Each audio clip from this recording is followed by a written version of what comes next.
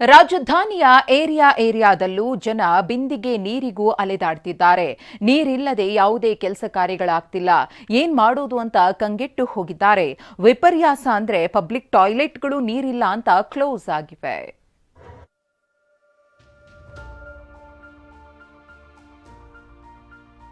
Silicon ಸಿಟಿಯಲ್ಲಿ ದಿನೇ ದಿನೇ ನೀರಿನ ಅಭಾವ ಹೆಚ್ಚಾಗ್ತಲೇ ಹೋಗ್ತಾ ಇದೆ.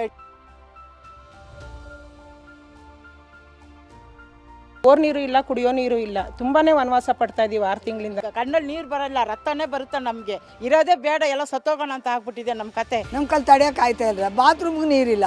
ನಮ್ಗೆ ದಯವಿಟ್ಟು ನೀವು ಊಟ ಕೊಡಲಿಲ್ಲ ಅಂದ್ರೂ ಪರವಾಗಿಲ್ಲ, ಇಲ್ಲ ಅಂದ್ರೆ ವಿಷ ಕೊಟ್ಬಿಡ್ರಿ, ಇಲ್ಲ ನೀರು ಕೊಡಿ. ನಮಗೆ ನಾವು ಕೇಳೋದೇನು ನೀರೇ. ಅವ್ರ ಮನೆ ಆಸ್ತಿ ಅಂತ ನಾವು ಏನು ಕೇಳಲ್ಲ. ನೀರಿಗಾಗಿ ಹಾಕಿರೋ ನಲ್ಲಿಗಳು ಅನಾಥವಾಗಿವೆ. ಹನಿ ನೀರಿಗಾಗಿ ಅಕ್ಕಪಕ್ಕದ ಏರಿಯಾಗಳಿಗೆ ಜನ ಅಲೆದಾಡ್ತಿದ್ದಾರೆ. ಜೀವ ಜಲಕ್ಕಾಗಿ ದಿನವಿಡೀ ಕೆಲಸ ಕಾರ್ಯ ಬಿಟ್ಟು ಕಾಯ್ತಿದ್ದಾರೆ.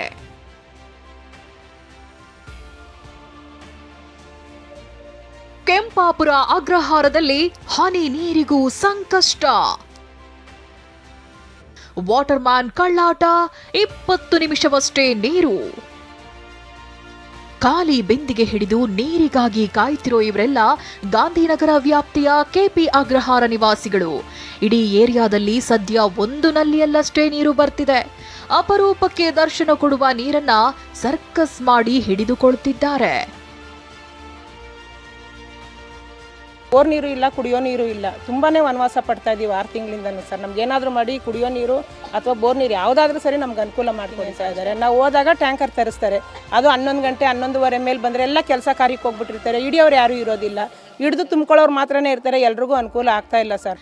ಇಲ್ಲಿ ಬೀದಿ ಬೀದಿಯಲ್ಲೂ ನಲ್ಲಿಗಳಿವೆ, ಆದ್ರೆ ಹನಿ ನೀರು ಬರಲ್ಲ. ವಾಟರ್ ಮ್ಯಾನ್ಗಳು ತಮಗೆ ಬೇಕಾದ ಕಡೆ ನೀರು ಬಿಡ್ತಾರೆ ಅಂತ ಜನ ಆರೋಪಿಸಿದ್ದಾರೆ. ಕುಡಿಯೋಕೆ ನೀರು ಕೊಡಿ, ಇಲ್ಲ ವಿಷವನ್ನಾದ್ರೂ ಕೊಡಿ ಅಂತ ಜನ ಆಕ್ರೋಶ ಹೊರಹಾಕಿದ್ದಾರೆ. ನಮ್ಗೆ ನೀರಿಂದೇ ತಾಪತ್ರಯ ಸ್ವಾಮಿ. ಕಾಲು ಕೈ ಆಗಲ್ಲ, ಮುದುಕಿ ವಯಸ್ಸೇ ಆಯ್ತು, ತಂದು ಕೊಡೋರಿಲ್ಲ. ಈ ರೋಡಲ್ಲಿ ನೀರೇ ಇಲ್ಲ. ಆ ನೀರು ಇಲ್ಲ, ಈ ನೀರು ಇಳಿದ್ರೆ ನಾವು ಹೆಂಗ್ ಸಾಯನ? ಇದ್ದ ಅಂದ್ರೆ ಎಲ್ಲ ಸೇರಿ ಒಂದಿಷ್ಟು ದಿವಸ ಕೊಟ್ಬಿಡಿ ಸೋತೋಯ್ತೀವಿ ನಾವು. ನಮ್ಮ ಕಲ್ ತಡೆಯಕ್ಕೆ ಆಯ್ತಾ ಇಲ್ಲ. ಬಾತ್ರೂಮ್ಗೆ ನೀರಿಲ್ಲ. ನೀರಿಲ್ಲದೆ ಬಂದ್ ಆಗ್ತಿದೆ ಪಬ್ಲಿಕ್ ಟಾಯ್ಲೆಟ್ಗಳು. ರಾಜಧಾನಿಯಲ್ಲಿ ಜಲಭವಣೆ ಎಷ್ಟರ ಮಟ್ಟಿಗಿದೆ ಅಂದ್ರೆ ಸಾರ್ವಜನಿಕ ಶೌಚಾಲಯಗಳು ಬಾಗಿಲು ಮುಚ್ಚಿವೆ. ನಿಮ್ಮ ನಿರೀಕ್ಷೆ ಮೀರಿ ಶುಚಿಯಾಗಿರುವ ಶೌಚಾಲಯಗಳು ಈ ಟಾಯ್ಲೆಟ್ ನಿರ್ಮಿಸಿದ್ದಾರೆ. ಆದ್ರೀಗ ಈ ಟಾಯ್ಲೆಟ್ಗಳನ್ನ ಕ್ಲೀನ್ ಆಗಿ ಇಡಲು ಸಾಧ್ಯವಾಗದೆ ಕ್ಲೋಸ್ ಮಾಡಲಾಗಿದೆ.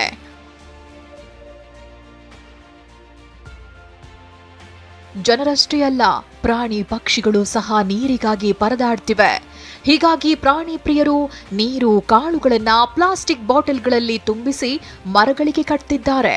ದೇವನಹಳ್ಳಿ ತಾಲೂಕಿನ ದೊಡ್ಡ ತತ್ತಮಂಗಲ ಗ್ರಾಮದ ಯುವಕರ ಕಾರ್ಯಕ್ಕೆ ಮೆಚ್ಚುಗೆ ವ್ಯಕ್ತವಾಗಿದೆ. ಕಾಡಿನ ಪ್ರದೇಶಗಳಲ್ಲಂತೂ ಪಕ್ಷಿಗಳಿಗೆ ಮತ್ತು ಪ್ರಾಣಿಗಳಿಗೆ ನೀರಿಲ್ಲದೆ ತುಂಬಾ ಕಷ್ಟಪಡ್ತಿದ್ದಾವೆ.